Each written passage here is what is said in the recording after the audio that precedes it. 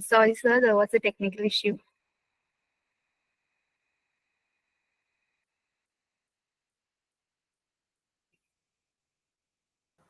Hello, is it fine now? Yes, sir.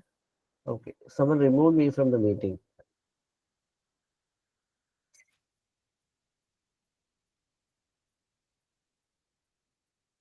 Okay, so are you able to see my screen now? Yes, sir. Okay, so in 1956, one of the renowned scientists called John McCarthy introduced the word artificial intelligence first. But see, if you look into the history, there was a big up and downs in AI, and particularly from 1968 to the starting of 1980s, AI is actually facing a big decline in research or in applications, and that period was actually called as AI winter. Okay, and after that, people moved into another uh, technological boom happened in AI, which is called as machine learning. So again, AI is getting importance in that space. Then moving forward, we are actually familiar with artificial intelligence. I say only after uh, the corona, right? That is nearly in 2018 or 19. We are actually listening to the word artificial intelligence uh, very extensively, and we are actually using different products. Whatever we call a smart become now AI powered, right? So what made this growth?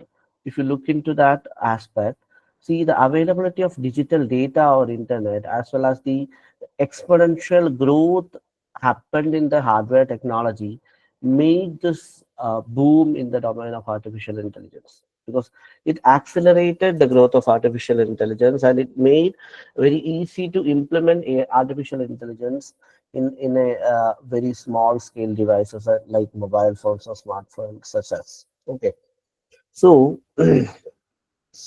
so when you try to get into the domain of artificial intelligence, you may be listening to so many buzzwords, right?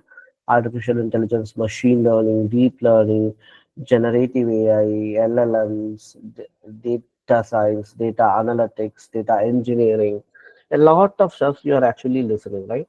So what is actually the connection between these words, and how where should you start? Should you start from AI or deep learning or Gen AI itself or data science or data analytics? So there will be a big confusion regarding all these stuff, right? So let me break that part first. Okay. So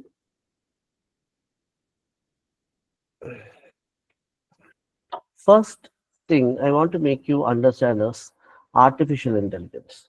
So what is artificial intelligence, or what do you mean by uh, artificial intelligence?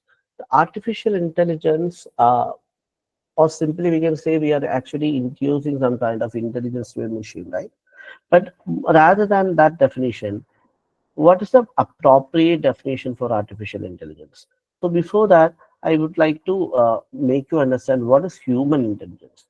Human intelligence is nothing but it is the ability of a human to apply his knowledge. Okay, it is the ability of a human to apply his knowledge to solve problem in a real life situation. Okay, to solve problems in a real life situation. Okay, so when it comes to human intelligence, two factors are very important. That is, the knowledge need to be applied as well as the ability to apply that, right? So, how can I attain knowledge? Knowledge is actually derived from a structured information and data, right? And information is again a meaningful data is actually called as information. So I can say the root of this knowledge is actually from the data itself, right? And the ability to apply it. How can we make a computer able with the help of computer programs, right? And I could say the soul of a computer program is actually the algorithms itself, right? So for making human intelligent, we need a knowledge and the ability to apply that knowledge, right? And in the same way, to make a computing system intelligent, we need a data as well as algorithm. So formally, I can say Artificial intelligence is a scientific domain that deals with making intelligence for systems with the help of data and algorithms to enable the systems with decision making, optimization, and the generation of content. Okay, so and it will help, or it will make a uh, computing device think like a human, right? So the main aspect of artificial intelligence is to make a computing device think like a human for making decisions, to do optimization, and to generate contents. And particularly, keep in mind, these are all enabled with the help of data and algorithms, right? So that is why we always need to talk about data and data science when we are dealing about artificial intelligence. Okay, and when it comes to the different aspects of artificial intelligence, we people are actually intelligent, right? And we are processing this intelligence in different ways. We cannot say the intelligence of PT Usha and intelligence of uh, the chef Pillai and intelligence of Asians are same, right? So these are all intelligence, but they are processing that intelligence in a different way, right?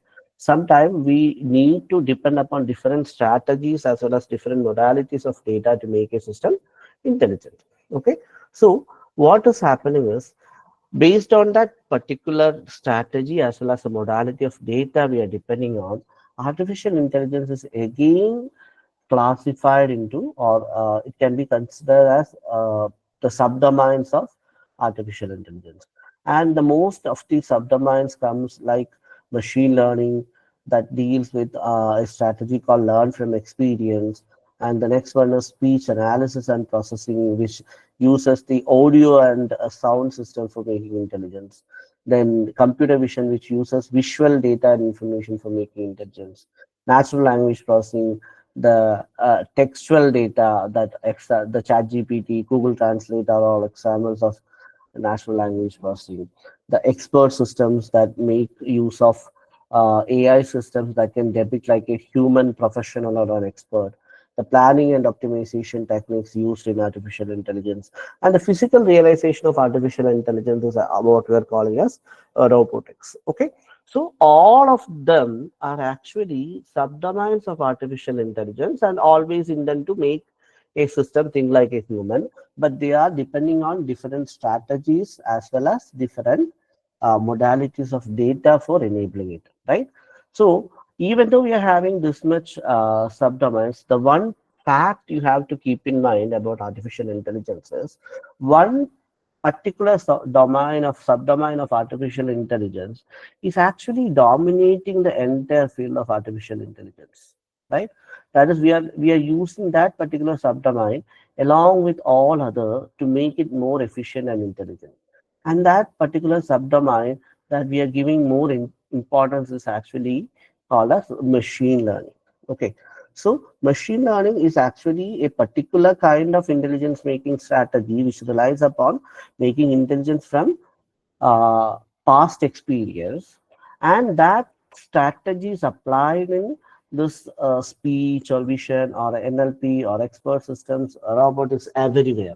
So I could say now the artificial intelligence domain itself is dominated by a machine learning, or we can simply say AI is somewhat now equivalent to machine learning itself. Okay, and within machine learning we have different strategies. See, within machine learning itself, we have different strategies. One particular strategy in machine learning, which make use of artificial neural network, is actually called as deep learning. Actually, the boom we are now experiencing is all because of this deep learning. The evolution happened in the domain of deep learning, right? And the deep learning can be applied for, as I said, for making decisions, for doing optimization, for generating contents, right? So the content generation part of deep learning is actually referred as generative AI. Okay, generative AI, and it can also be done with different techniques. And one technique which came as a breakthrough in the domain of artificial intelligence is actually called as transformers. Transformers is a special kind of architecture which comes under deep learning, and this transformer architecture enabled the AI to make content generation on large volume of data. And we are seeing the chat gpt, LoRa or DALI, mid journey kind of applications, right? So all this comes under or coming as a result of this evolutions happen in gen AI along with transformers, right? So the transformers are particularly designed to deal with textual data, and that transformers that uses textual data for making intelligence and working on textual data is actually called as large language models. Okay, large language models, and ChatGPT is actually one such large language model. Okay, so hope you got the overview of how the artificial intelligence has evolved, right? First we have artificial intelligence, then we came up with different subdomains, and one major subdomains is actually the machine learning, and within machine learning we have different strategies, and the artificial neural networks is actually getting a big hype because of the natural way of learning from the data. And this artificial neural networks paved a new journey with deep neural networks, and the deep neural networks are again classified into discriminative AI models as well as generative AI models. In generative AI models, we are actually having different deep learning techniques. Still, the one of the breakthrough architecture is actually the transformers. The transformers are meant to work on the textual data, and it can be used to generate textual contents based on a particular prompt. And that particular kind of transformers that generate contents based on a particular prompt is actually called as large language models. There are other things too. And one such large language model is ChatGPT, and the others are also there, Gemini, Mistral, all these things are uh, the current Gen AI models which deals with text. Now it is actually coming as a multimodal. That is, we can actually deal with images or whatever kind of data we are thinking about can be processed with this kind of LLMs. Okay, so hope you got the idea of that part. And again, data science. When you're think, thinking about artificial intelligence, I should say you must be aware about data science too, because they are two domains that complement to each other. Okay, so whoever who are actually thinking about artificial intelligence should have a proper know-how in uh, data science too. So data science is actually a domain that deals with data, or a science that deals with data by uh, unveiling the hidden patterns within the data. Okay, hidden patterns within the data which are useful for future. Okay, so it is actually not a small pipeline. It starts from generating the data, collecting the data, gathering the data, storing the data, cleaning the data, wrangling the data, pre-processing the data, transforming the data, processing the data, modeling the data, analyzing the data, mining the data, visualizing the data, making applications out of data, monitoring the data. All these stuffs actually coming under the data science pipeline. Okay, but still we can say the entire data science pipeline can be very widely can be classified into three phases. The first one is data engineering, the second one is data analytics, and the third part is data visualization. So the data engineering is nothing but we have the raw data at the initial step, right?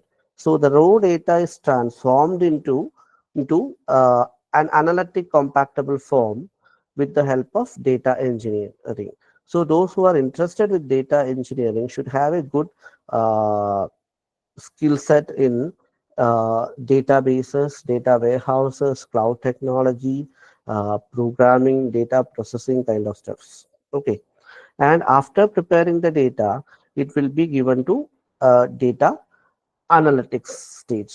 In data analytics only, we are actually uncovering the hidden patterns within the data, and we are answering different levels of questions like what, why, when, all these stuffs. Okay, through different kind of analytics. Okay, so those who are doing data analytics should skill with a proper understanding of mathematical foundation, statistical foundation, critical thinking, programming, and other algorithmic parts. Okay, and after that, the insights drawn from the data analytics should be communicated to the end users, right, in a proper way.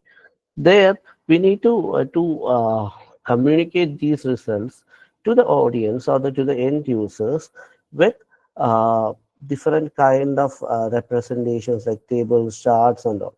Okay, so we need a phase called data visualization and storytelling for that. Okay, so these are the different phases of data science, and if you want to concentrate on data science, you should be focusing on one of these domain: data engineering or data analytics or data visualization and storytelling. Those who are interested with all these stuffs can be called as a data scientist. Okay, and why it is important when it comes to AI? Because at a point, we have to use the techniques from data science in AI, as well as we have to use techniques from AI and other related domains in data science.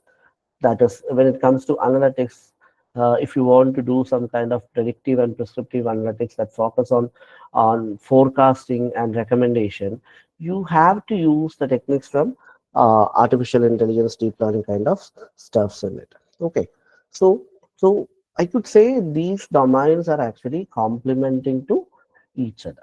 Okay, and after getting into this domain, after getting expertise, proper expertise in this domain, what are the possible opportunities you can actually get? So mostly it will be AI engineer, machine learning engineer, data scientist, robotic scientist, or robotic engineer, big data engineer, like business intelligence developer, data engineer, data analyst. Okay, and in particularly in AI and machine learning itself, maybe computer vision engineer, NLP engineer kind of steps will be subcategorized. Okay, so these are the different opportunities, the job roles. Maybe the title will be different. Okay, the AI engineer can also be called as a consultant or something, or AI developer. Okay, the labels will be different, but mostly the AI engineers are actually dealing with making making AI applications out of the existing AI models. Okay, and machine learning engineers are usually doing some kind of research in their field for come up with new AI algorithms and AI techniques. Data scientist is a role particularly deals with the engineering, data engineering part, as well as analytics part, as well as the visualization part. Robotic engineers need skill in AI as well as a mechanical background, as well as electronic background, because we are realizing robotics through mechanical devices enabled with electronics, that is mechatronic devices, and we are infusing intelligence to it. That is how it become a robot. Okay, the big data engineers are actually a another kind of skillful job who is having a good understanding of data analytics as well as artificial intelligence. Then they should also possess a kind of expertise in the distributed architectures and how to compute on distributed architecture, and how to in within the infrastructure level as well as in the programming level, they should process that. Okay, and the business intelligence developers are again a very good profile where who is having a good idea about data science or data analytics, but usually they work with a particular business domain, maybe in a banking or oil and gas industry. So their expertise in that particular domain plus data science will give more options to explore as a business intelligence developer. Okay, and data engineers, as I said, they are the first phase of engineers of data science pipeline.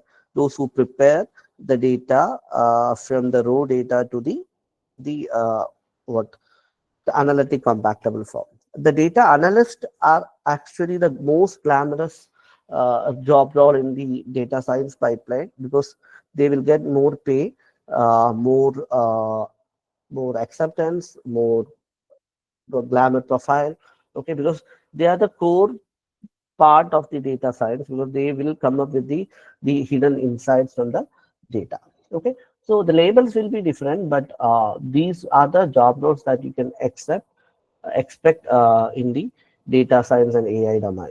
Okay, and the major companies, if you look into uh, to this domains, are Microsoft, Amazon, Meta, IBM, Google. These are all giants who are actually taking a massive AI, ML, and data scientist people, recruiting massive AI and data scientist people. And apart from these dream companies, the lot of companies like Accenture, Infosys, Cognizant, kind of EY kind of companies are also recruiting data science and AML people. And you will have a lot of opportunities in the startups too, because everything is actually coming up with AI enabled and AI powered, right? So everywhere, whenever we are building a software, we are looking to add some kind of AI modules in it. So the particularly the AI opportunities are increasing day by day, I should say. Okay, and if you look into the skills and proficiencies which is needed for each of these job roles. See, in a particular AI engineers should have a good understanding of programming languages like Python, C++, and they should possess the skills like machine learning, deep learning, and the frameworks, TensorFlow, PyTorch, and the cloud services understanding. The mathematical and statistics is very important in AI engineers like linear algebra, probability statistics, NLP techniques, and all. Okay, and we can expect a with different levels of salary at entry level, mid level, and senior level. Okay, and ML engineers are particularly coming with the ML algorithm part. uh, Nowadays actually there is not a big change or a big distinction between AI and ML engineers. They also should be proficient with Python, R, Java kind of stuff, and mostly they will do some kind of applications related to supervised and unsupervised learning techniques. Then should possess a good understanding of data structures and algorithms, then ML frameworks and data processing techniques. And they are actually having the next level of people who are getting more pay. And data scientist and analyst, I said, for as a data scientist, you need to deal with the entire uh, processes with that comes under data science. So you should have good programming capability, the mathematical and statistical thinking, data visualization capability, the data analytics. You need to go for this machine learning, and mostly the big data engineers will not be specified particularly. Most of the data scientist people are expected to have this big data skills too. Okay, and this data analyst people are again another level of data scientists who are only doing the analytical part. They can actually excel in different levels of analytics. Like we have diagnostic analytics, descriptive analytics, predictive analytics, and prescriptive analytics. So in all of these levels we need different skills. So when it comes to diagnostic analytics, we need to have skills related to Excel or Tableau, Power BI kind of stuff. But moving forward, you should possess a good understanding of AIML techniques too, to build this predictive and prescriptive models. Okay, and data engineers are the first level engineers who always make the data clean and compactable for the analytics. They're also one of the major major skill set they should process is the ETL process: extract, transform, and load process. Then the data warehousing and the database management things should be properly equipped with equipped for this data engineer post. Okay. And focusing on the programming language or other things, the programming languages are highly used in AI and data science domain are Python, R, SQL, Java, and C++. The data analysis and visualization packages are Pandas, NumPy, Matplotlib, Seaborn, Tableau kind of stuff. And when it comes to machine learning and deep learning, we have particularly something called scikit-learn and TensorFlow, PyTorch. Nowadays, some other things are also there. AutoML models are there, PyCaret and Orange kind of stuff are there. And when it comes to big data, you should always have the proficiency in Hadoop and Spark. Hadoop is somehow outdated now. People are actually looking into Spark, and database management is also important. MySQL, Postgres, or unstructured models like MongoDB is important. Then cloud platforms, because when you learn these things, data science as well as AI, ML, whatever it is, you need not to bother about this cloud stuff. But if you really get into the industry space, you can see everything is actually deployed and enabled with cloud technologies.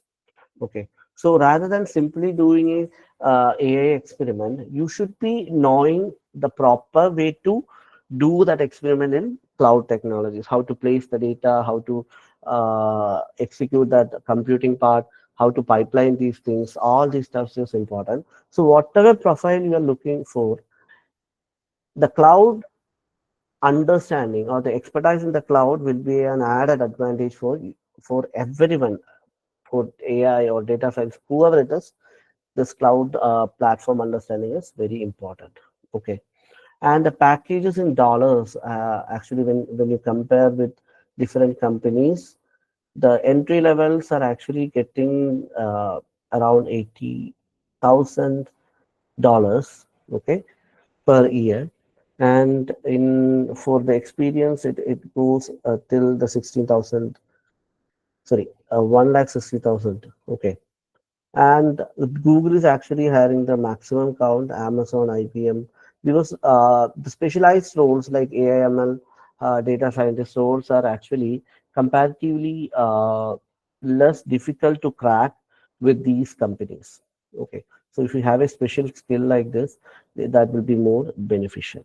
Okay, and why we need to learn this AI and data science? Because of the high demand, lucrative career opportunities, diverse applications, innovation and impact, and the future-proof careers.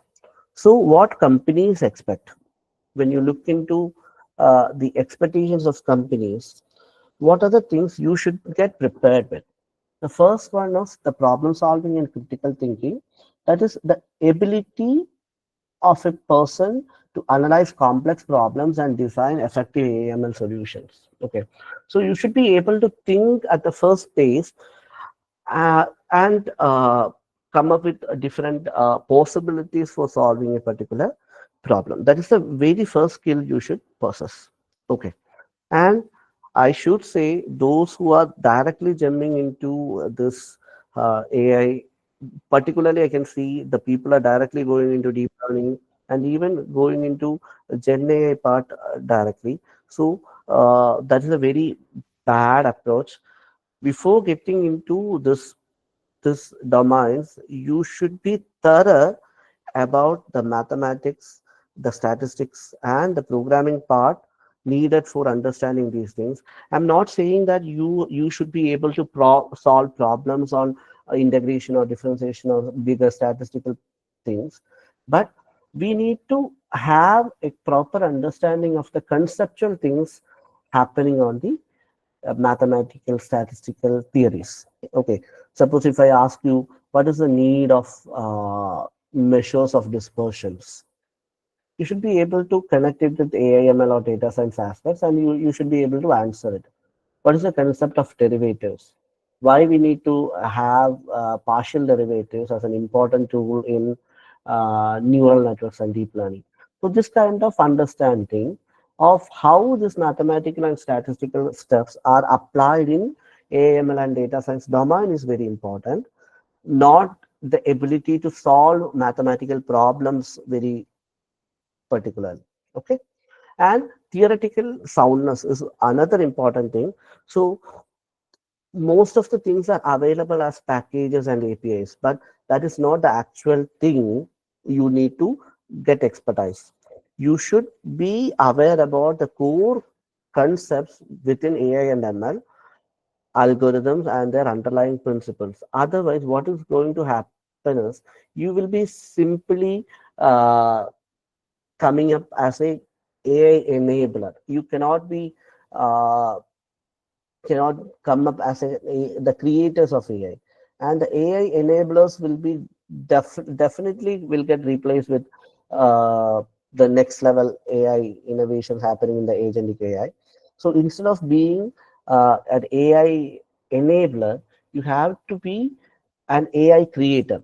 And for that skill, definitely this AI and ML concepts, the core understanding of the AML concepts, algorithms are very important. Okay. Then tool proficiency, you should be aware about different version control tools and project management tools, because even if you start learning today, just try to use the GitHub. Okay, it will help you to keep track of how you are doing or what you are doing well. Okay, also you will get an expertise on that tool, and most of the companies are actually need that expertise on version control systems like Git or SVN kind of stuff. Okay, and as I said, the cloud understanding is very important.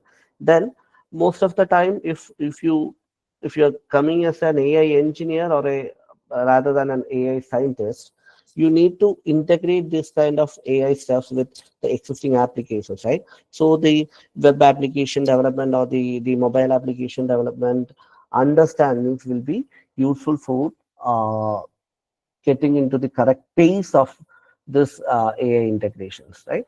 And the communication skills also very important nowadays. Not only coding is happening, you need to be a good documentation uh, person, and you should be able to present the concepts you are actually applying on your projects very well to the client as well as to the other crowd. Okay, so these are the things companies are actually expecting from you, and how you can actually come up with this good portfolio for attaining such a good job. So for that, you can do diverse projects, including projects that showcase various AML techniques. Like you can go through the different concepts, and every time when you are learning a new concept, try to integrate or try to develop it as a project itself. Keep it in GitHub. Okay. Then real world problem, focus on problem that solve practical problems, demonstrating your problem solving skill. Then the coding part is also very important. Whenever you try to code, try to do code in a very quality way, as well as properly document your code. That is all coming under the what uh, non-technical requirements of a person who are into this particular space that is required by a company. Okay, then version control skills, that is the use of GitHub or GitLab is very important. Try to be get in touch with that part. And the deployment experiment, some if you're it is okay to be a programmer or a developer or an application developer or some. Okay, but if you have an added skill of the DevOps, that is the deployment and operation skills, how to migrate your code from GitHub to the cloud platform, how to do the continuous integration and development, CI/CD pipelines, all these things will give you an added advantage in uh, the first level of screening. Okay, and definitely you cannot build anything by your own, because you have to get communicated with different peers who are working in the same space. So the best way is to contribute on this open source projects, participate in different KL competitions, and physically you can team up with different associations like Tinker Hub or GTech Neulon, and the professional bodies like IEEE, ACM. These kind of connections and community involvement will give you more opportunities and more understanding of what things are actually happening in this particular space. Okay. And cracking the interview, that is a very particular skill needed for every individual. So the thing is, don't put anything in your resume that you are not aware about. Okay. See, so whatever you are putting in your resume should have a proper reason. You should be having a minimum level of understanding, as well as minimum level of expertise in whatever you are putting in the resumes. Okay. So the first thing, as a AML enthusiast, you should keep in mind is revise the fundamental concepts, particularly the mathematical stuffs, the statistical stuffs, and the core AML algorithms and other concepts. Okay. And try to, even if you are applying for this AML role, most of the dream companies are actually having the first level for evaluating your coding uh, expertise. Okay, so the competitive programming is one of the important phase in the recruitment. So be equipped with competitive coding, and while preparing competitive coding, you should be aware about the core concepts in data structures and algorithms, as well as the algorithm design. Okay, algorithm analysis and design. These subjects will give you a proper foundation for cracking this coding level tests, and try to do as much as projects you can. Okay, so don't think that I am learning these things, after that only I will do projects. Instead, start doing the projects, and from that projects or through that projects you start learn the things in a reverse way. Then it will be easy for you to tackle the concepts, because you are after understanding that you are going to apply it in a project, right? So instead of learning everything and thinking about doing a project further, start doing the projects and learn through that project. Okay, learn through that project at different levels. So that will be helping you to understand the things that are very particularly important for implementing the projects in the industry level aspects. And there will be behavioral kind of questions, because most of the time you should come up as a leader, but at the same time you should be able to co- cooperate with your teammates, and you should be able to learn from the failures, and come up with good results as a whole team itself. Okay, so that kind of behavioral questions will be there. Then show your interest and critical thinking by asking insightful questions about the role and company. And the major thing you have to keep in mind is this domain is particularly evolving in a very fast pace, and it is a very dynamic domain too. So if you want to sustain in this particular domain, you should be a lifelong learner. Okay, you should be a lifelong learner. If you're not ready to learn further, or if you're hesitant to learn new things, this AML domain is not for you. Okay, so always demonstrate that you are a lifelong learner. For that, you can actually go for different kind of certifications, different kind of MOOC courses and all. Okay, so what kind of things you can actually use for online courses? You can actually go for Coursera, edX, Udacity, Udemy kind of stuff. There are a lot of courses available there. Then cloud certification can be a very added advantage. AWS certification, GCP, the Google Cloud Professional, then Azure. These are the things. And for when it comes to deep learning specializations, if you want to theoretically learn it, you can actually go for this NPTEL and SWAYAM courses. Other than that, the courses delivered by Anto-NG in the Coursera platform is actually a very good source. And there are some other good professionals who put videos in YouTube and other mediums, and they're all very easy to understand too. Then, if you're really serious about this domain, and if you want to get a new opportunities by in a very structured way, you can even think about the university programs that you can think about masters or doing PhD in this domain to get deeper academic knowledge and continue the learning, because every day there are new things are coming up in this. So try to learn every day, try to learn or try to be with the trends happening in this domain. Then only you will be able to catch up with what is new in this domain. Okay, so these are the things you need to keep in mind, and so a lot of references are also there.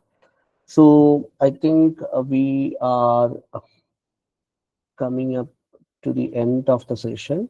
More than listening to this lecturing, you may be having a lot of doubts in your mind, right? So you can ask those things. Whatever I am able to answer with my limited knowledge, I can respond with you. Okay. So thank you for patiently listening for this much time. Now we can open this floor for asking questions. So before that, I would like to share my LinkedIn with you. This is the first step you can do as an enthusiast, because you have to market yourself or you have to sell yourself. Okay. Because then only people will understand what you are doing. Then only you will get good opportunities from your peers. So I'm sharing my LinkedIn with you in the chat box. Okay. Or you can simply go to this. Sorry, this is not my profile. Sorry. Yeah. This is my profile. So you can connect with me. And the one related to this particular talk, one useful thing I can give you is, see in the post session. Okay, if you go down or if you look for the sorry post, you look for my post.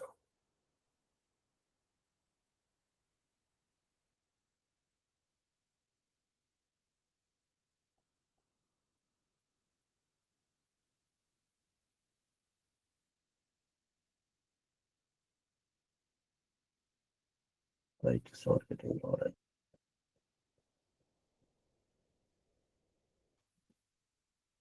I don't know why it is not getting loaded.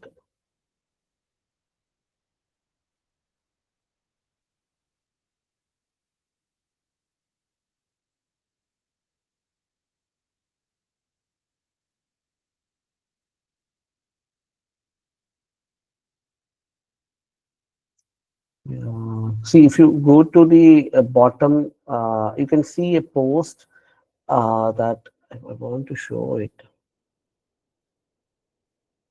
Uh, or you can go to this particular, yeah, you can go to this particular link too. Okay, I am pasting that too here. In that link, you can see there's something called a route map to AI. Okay, a route map to AI. So if you see, I have given you a document to become an AI expert. So starting from the very basic stuff, okay, very basic stuff, you can see the multimodal learning techniques are actually included in this syllabus. So why I'm indicating this topics as three levels is, the green are the first level of concepts you can go through and understand well. Okay. Then after that, you can go to the yellow part. Okay. Though, so you will be understanding the next level of steps, and the core aspects are represented in red. Okay, so you'll get a proper way to learn these things, how to arrange this. And in the second part, you will be having a list of resources you can utilize for learning each of this topic. Okay, and those who are struggling with making a study plan to learn, so I have given a structured study plan too. It is actually a 24-week plan. In the month one, you can actually go with the week one for Python and libraries. Then you can go for linear algebra and calculus. Then week three, the probability and statistics. Likewise, you can weekly learn the things, and you can self-evaluate too. What all things you can actually, what all things you have learned, and whether it is correct or not. Okay, so by following this, maybe you can actually get an idea about how to properly learn to become an AI expert. Okay, so after learning this, definitely you will have a big idea of data science too. And if you want to bifurcate to data science domain further, you can experience that big data aspects and all. So you will be equipped with both data science and AI. Okay. So thank you for listening this much time. Excuse me, sir. Okay. Yeah. Sir, can you So once again show how you took that route map? I lost track in between. yeah, I have shared a link in the chat box. Okay, like I have opened your LinkedIn account, but where exactly is it? Not the LinkedIn account. I have shared another link, shailos.github.io. I will share it one more Okay. time. Okay. Within that, there's something called route map to AI. So those who are learning, those who are studying in KTU, non-CS branches, SEM 3, you will be having uh, a paper called Introduction to Artificial Intelligence in Data Science. This is a website particularly giving you all the resources which are needed for learning this subject. Okay, so you can get the slides of the concepts. See, slides of the concepts, as well as you will be having the codes of different experiments you can try with. Okay, so this will be useful for you people.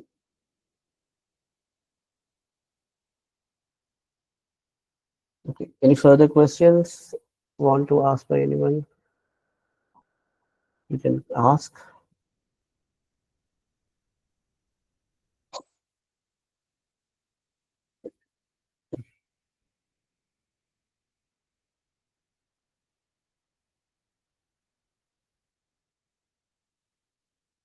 Any questions? No, sir.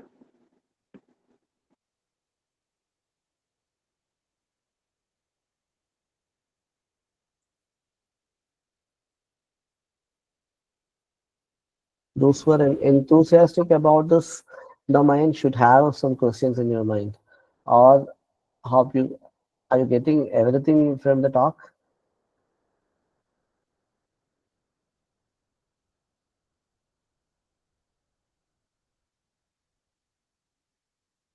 Don't be hesitant to ask questions, because the first skill you have to learn is to grab the opportunities. Okay, that is a very important thing.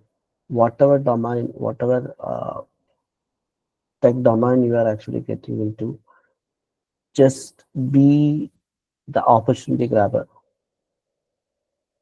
because you won't get opportunities every time.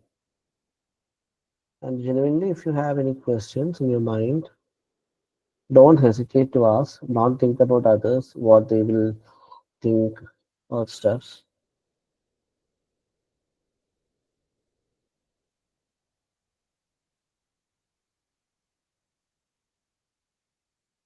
Okay, then yeah, Vaishnavi K.R. Yeah. Sir, you have mentioned that ML is one of the domain of AI. So, what Yeah. are the other subdomains? Yeah, we can actually do a lot of things with other subdomains like computer vision, natural language processing, without actually getting involved with ML. Okay, but Oh, but the efficient way to implement all these stuffs are actually combining the techniques with ML along with computer vision, ML along with NLP kind of stuff. Suppose if you look into the algorithm for face detection, it is actually not depending on ML. It's a pure mathematical algorithm. But what is happening is, while doing the face detection, if you simply tilt your head to left or right, the algorithm will fail. Such kind of edge cases can also be handled with computer vision if you are combining it with machine learning. Are you getting it? Okay. Yeah. Thank you, sir.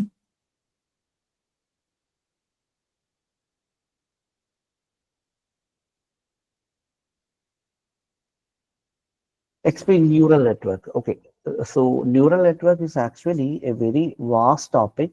Still, I can say, uh, I told you, right?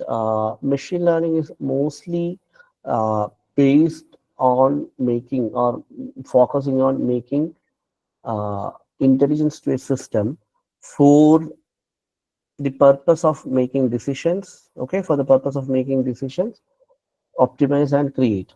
Okay, so see, think about our brain. Is our brain is doing any kind of decision making? Right. Whenever we are actually getting as an input through visuals or sound, our brain is actually accepting that input and processing it, and based on that, we are having some kind of reflex, right? The same thing is actually implemented with artificial neural networks. The artificial neural networks can receive inputs, okay, and that inputs can process according to the outputs we are expecting. Okay, then the neural network is capable of predicting a new output from a new input. Okay, so how we can make the neural network enable to do so? By giving different samples. Okay, by giving different samples, you can actually make a neural network think of it, and with that thought process, the neural network will be able to find a pattern in it, and you can the neural network can then further predict it. I will simply tell you an example. See, if I'm giving a pattern with you, okay, one is mapped to one, two is mapped to two, sorry, four, three is mapped to nine, four is mapped to 16, five is mapped to 25, six is mapped to 36. What will be the mapping of 10? Can someone unmute and tell me what will be the mapping of 10?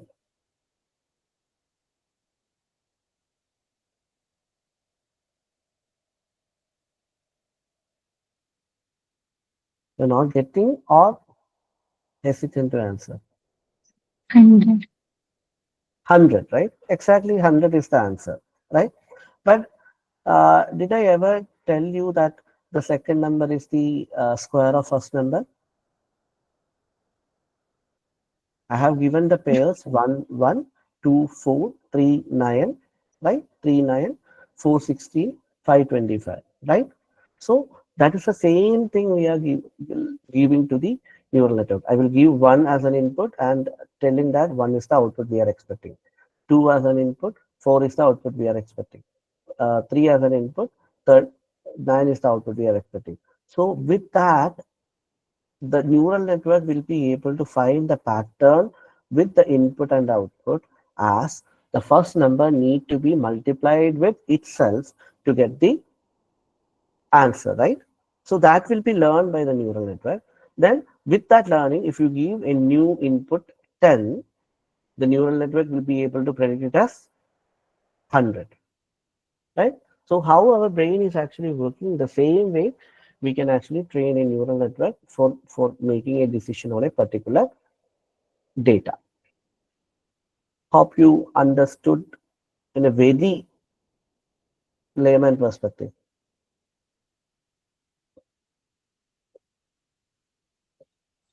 I'm a computer diploma student. Is it necessary to take BTech? Actually, for for being a tech expert, there is no need of having a BTech degree and all. But according to the policy of different companies, maybe it is necessary because when you want, if you are joining in a company, and if the company is actually having a policy that uh, to put forward with an application for on-site. Suppose you want to go to US or UK for a client project, okay? The company will be having a minimum uh, criteria that the applicant should be having a degree, a BTech or an MCA kind of stuffs. Okay. So at that point, the diploma will be a hurdle for you. You need to have a degree. But in another way, like suppose you are not planning to go beyond any limits and you want to explore technically, if you are skillful and all, you will get the opportunities. No worries.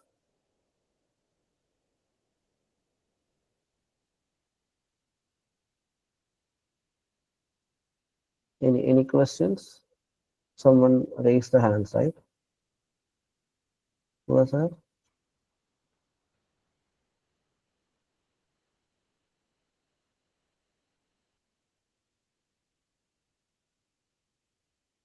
Sir, how you are keeping update to emerging technologies? Like, is there any apps or site? See, no. Most of the time, I'm getting updated by interacting with the peer people. That is a major uh, source of uh, my source of updates. Okay, and to learn it more, what I'm doing is I will always commit for different programs about a particular topic. So through that, I can actually learn it more. And if you are particularly keen about resources that will help you to get update, you can actually go for machine learning mastery. There is something called a blog called machine learning mastery. Okay, so this is one site, machine learning mastery. Okay, then towards data science is another one. Okay, towards data science is another one. Okay, then if you are keen with computer vision, pi image search is another one. Okay, so this is also a good source, pi image search. Okay, you can learn a lot of stuff. And rather than that, you can actually keep updated in LinkedIn. LinkedIn is one of the major source of information. You can do articles, read articles in it, and also Twitter. Twitter is again becoming a tech update space. So these are the things you can make use of. Reddit is there. Reddit is also there. So how does cloud computing support machine learning? Yeah, that's a very good question because machine learning is all about learning from data, right? And I mentioned about large language models. What do you mean by this large language models? What is that LL? Large means the large is actually nothing but it is the number of parameters within a machine AI model, as well as it represents a large volume of data. Okay, and the large volume of data is not about GBs. It's actually terabytes of data need to be handled with a machine learning model, right? And when it comes to a rush, okay, see, suppose you are using a particular machine learning applications. When that image generation comes in Gemini or ChatGPT, you people are actually using it in a very wide manner, right? So a lakhs or even more requests are coming into the servers. So all these stuffs need to be handled with cloud. Otherwise, this application will block. So the cloud computing supports AML applications in two different ways. One for the deployment purpose, other for training it with huge memory as well as with huge infrastructural needs. So cloud will provide it very easily. Mahadev Anil, I'm Mahadev. I'm first year MTech student CS and AI specialization. My BTech background is EC. Along with the MTech curriculum, what specific skills or area should I focus to bridge the gap? How grow effectively in AI and secure strong job opportunities after graduation? Mahadev, can you mention about the university you are studying? Yeah, QSAT.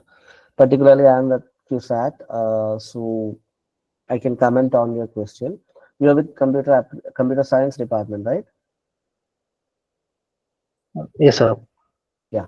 So Mahadev, you can actually go for the one thing is the cloud.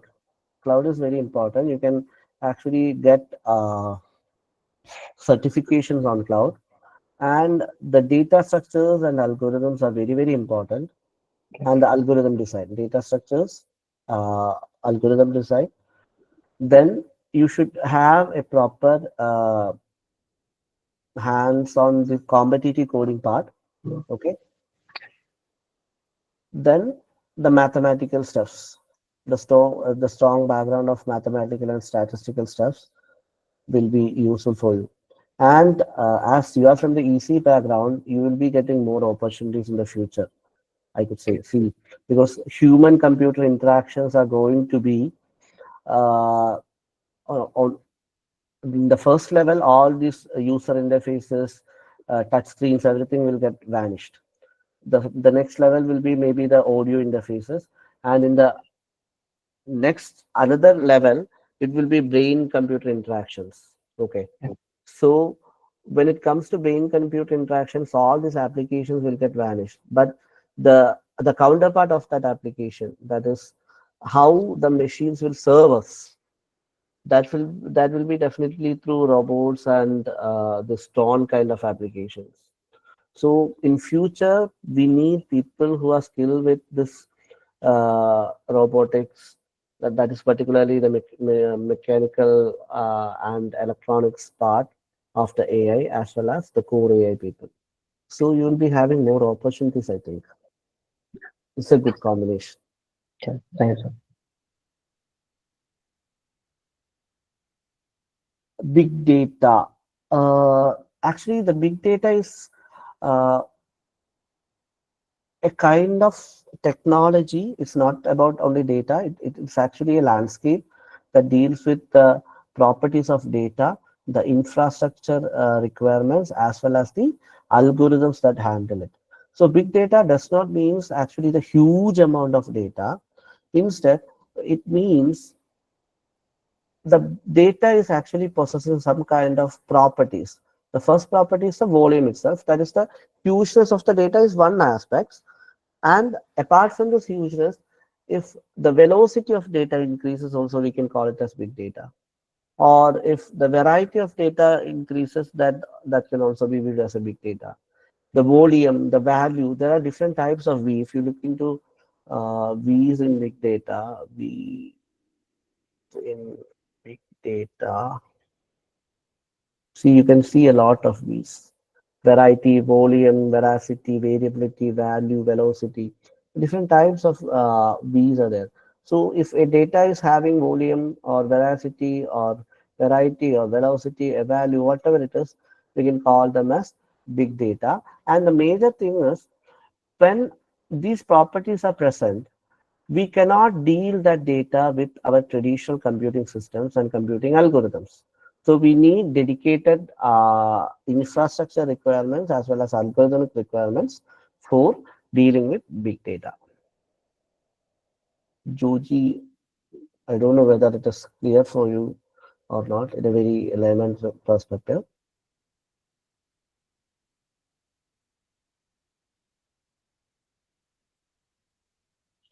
So what tools and software do data scientists use? Data scientists were using a big bunch of tools actually. If you want to see, maybe I can show you a slide. Uh,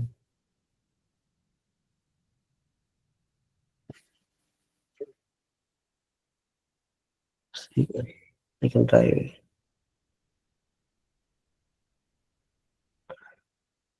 There are a variety of tools we are actually using in data science. Okay, and at different levels, we will be using different softwares, programming languages. Yeah, I can show you requirement. So if you look into this tools, see all these steps are needed. Okay, starting from descriptive analytics, you need to use SPSS, Vecca, Orange, Java, programming language, R, Tableau, Power BI, a lot of stuffs are there. Then related to the databases, MySQL, SQL Server, Postgres, Google BigQuery kind of stuffs. Then when it comes to big data, Spark, Hadoop, it's Base, Solar, Elastic, Kafka, Flume, Flink kind of stuff. Then in AIML, again, a lot of stuffs are there. So when it comes to a data scientist, he should be able to handle all these stuff. But I would not say that all these things should be looked up. But according to the need of a project, he should be able to learn all these things. So the next question, Afia, is your question answered?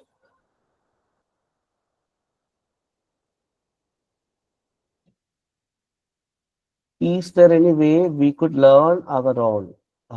Anthony Thomas, can you just be more specific on the question?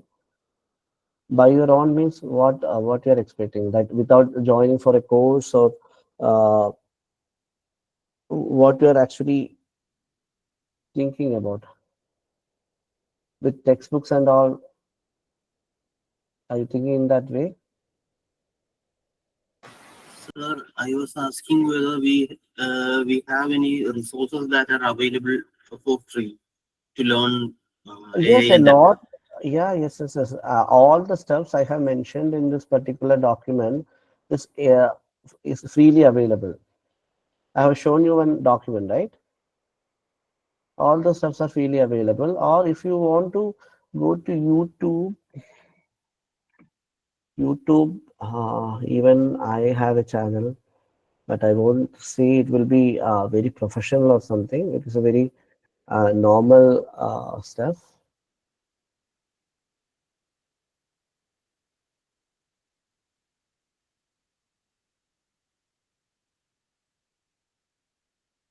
Actually, go to this. Here you can go for channels, or you can yeah, your videos. Yeah. See, there is something here. There's a series of videos you are able to watch and learn the basics of machine learning and deep learning. And apart from that, there is someone called Krishna Krishna Krishna. He's a YouTuber. His videos are available in Udemy, also available in YouTube. Also, you can see a lot of courses. And if you want more theoretical things, you can actually go for NPTEL. Okay, in NPTEL also you can see a lot of courses free. You can enroll for these courses. If you want a certificate, you can actually apply with for an exam with I think 1,500 rupees or something. Otherwise, you can learn the things very freely. Okay. DevOps is actually a good domain. If you're interested with DevOps, you can go for it. And particularly now, rather than DevOps, when it comes to AI and ML, we can have MLOps, then DevSecOps, as well as LLM ops. If you want to explore the AI/ML domain, that will be more apt for you.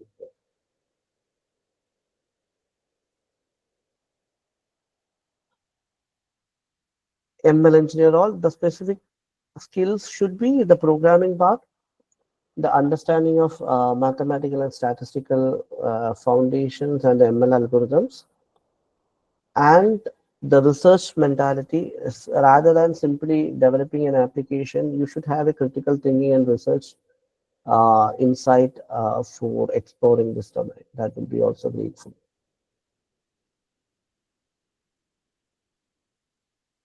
Yeah, data scientists handle miss or messy data using a process called data wrangling. You can actually explore data wrangling. There are a lot of processes involved in data wrangling.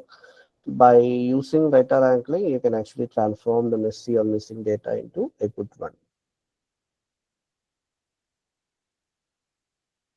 What's your comment on using model like ChatGPT to generate code? Yeah, we are actually now in the trend of vibe coding. For the production aspect, like if you're thinking about a company or something or some other industries, it will be good because it will save the time, it will make the code clean, do it will it will act with a lot of productivity and all. But as a learner, as a student, I won't recommend you to use ChatGPT or something to generate codes. You should have proper hands-on experience by your own for implementing the codes. So that is what I recommend. I want support students to use this ChatGPT and other things to generate the codes, because rather than building things, the aim of a student is to learn the concepts properly and get the skills in it.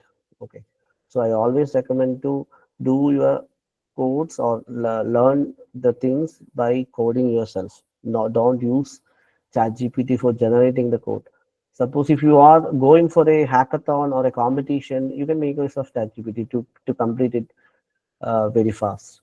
Okay, or if you're stuck at a point, you can actually get explanation from ChatGPT. But always try to do course by your own while in the learning phase.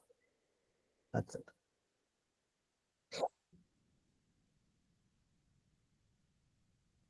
Any other things?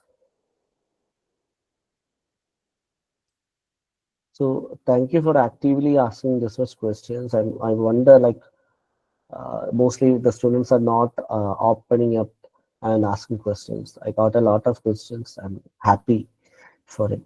Congratulations for all the people who are participated in this uh, session, and hope it will get benefit to your future. And at any point, if you need any kind of help or support, you can contact me without any kind of hesitation. You can connect with me in LinkedIn, or you can directly mail me. Whenever I get time, I will respond and I can help you in a way you need it. We have already exceeded the allotted time. Yeah, So yeah, yeah. we can conclude the session now. It was truly an insightful session. On behalf of the cadres and all the participants, we extend our sincere thanks to Dr. Shailesh sir for taking the time to be with us and sharing such valuable insights. Thank you so much, sir. And Thank to you. all the learners here, we hope this session helped you see the vast opportunities available in the AI/ML domain. So thank you all for joining. Thank you all. Bye. Thank you. Good night.